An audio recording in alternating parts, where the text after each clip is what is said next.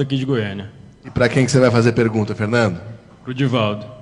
E qual é a pergunta que você tem para o baiano mais querido?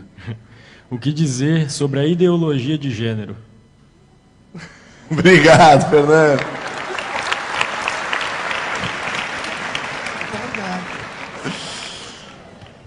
Pinga fogo, Di.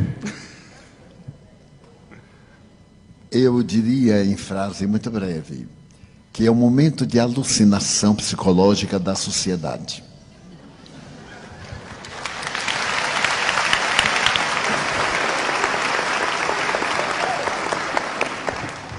Em uma entrevista que recomendamos, Iraci Campos, do Centro Espírita Joana de Ângeles, da Barra da Tijuca, entrevistou o nosso Haroldo a esse respeito. E as respostas, como as perguntas, muito bem elaboradas, propiciaram a Haroldo abordar a questão do ponto de vista legal, moral, espírita e social. Vale a pena, portanto, procurar na internet esse encontro de Iraci Campos com Haroldo Dutra. Haroldo disse, em síntese, eu peço licença a ele, que se trata de um momento muito grave da cultura social da Terra e que é naturalmente algo que deveremos examinar em profundidade, mesmo porque nós vamos olhar a criança, graças à sua anatomia, como sendo o tipo ideal. E a criança, nesse período, não tem discernimento sobre o sexo.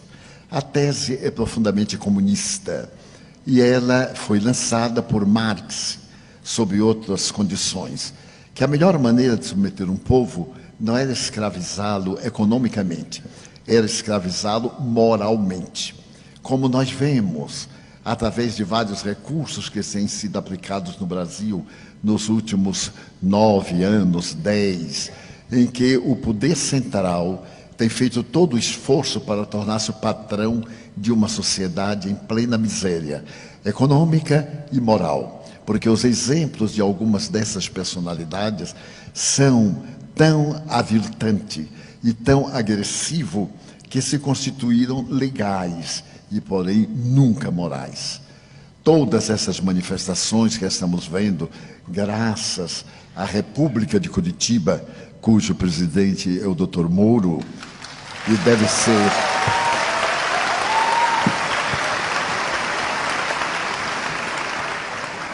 o desnudar da hipocrisia e da criminalidade. Aliás, o Evangelho recomenda que não deveremos provocar o escândalo.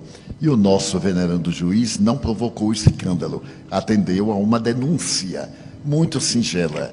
E, no entanto, levantou o véu que ocultava crimes hediondos, profundos, desvio de dinheiro que poderia acabar no Brasil com a tuberculose, com as enfermidades que vem atacando recentemente, poderia educar toda a população e dar-lhe o que a nossa Constituição exige: trabalho, repouso, dignidade, cidadania.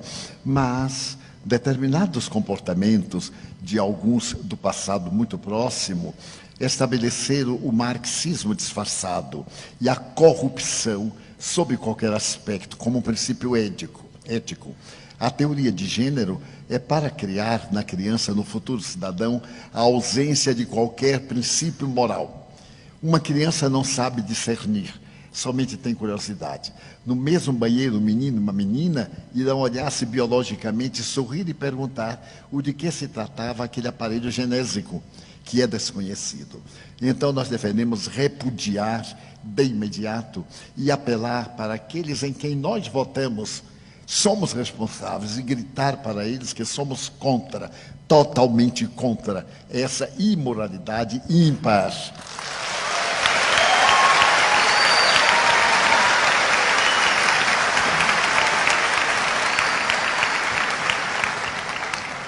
Vão me perdoar uma blasfêmia agora para adultos.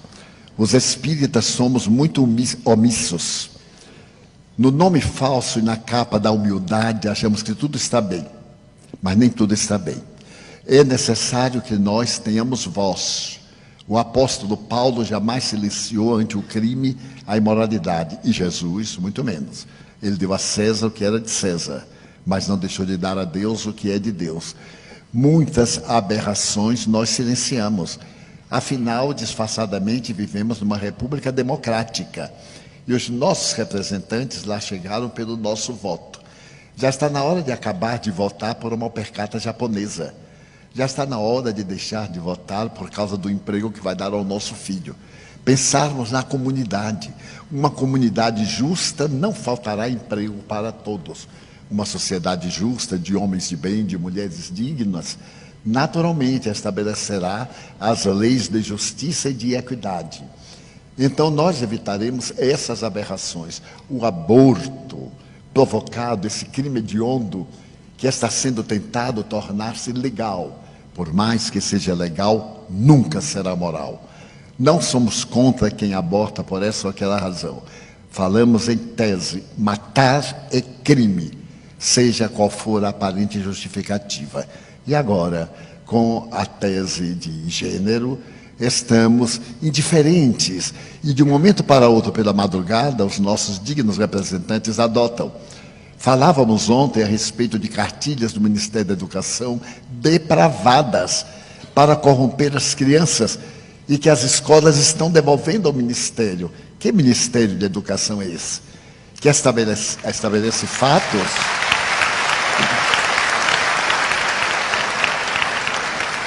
Deu uma indignidade muito grande. Os pais devem vigiar os livros dos seus filhos e, naturalmente, recusarem.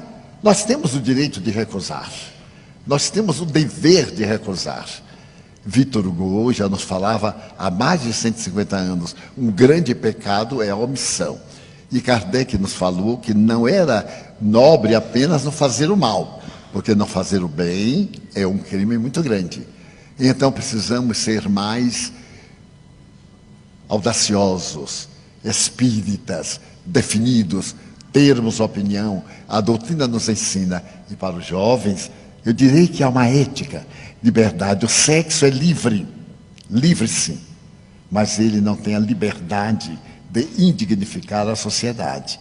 Poderemos sim exercer o sexo, é uma função do corpo e também da alma, mas com respeito e com a presença do amor. Portanto, a teoria de gênero, jamais.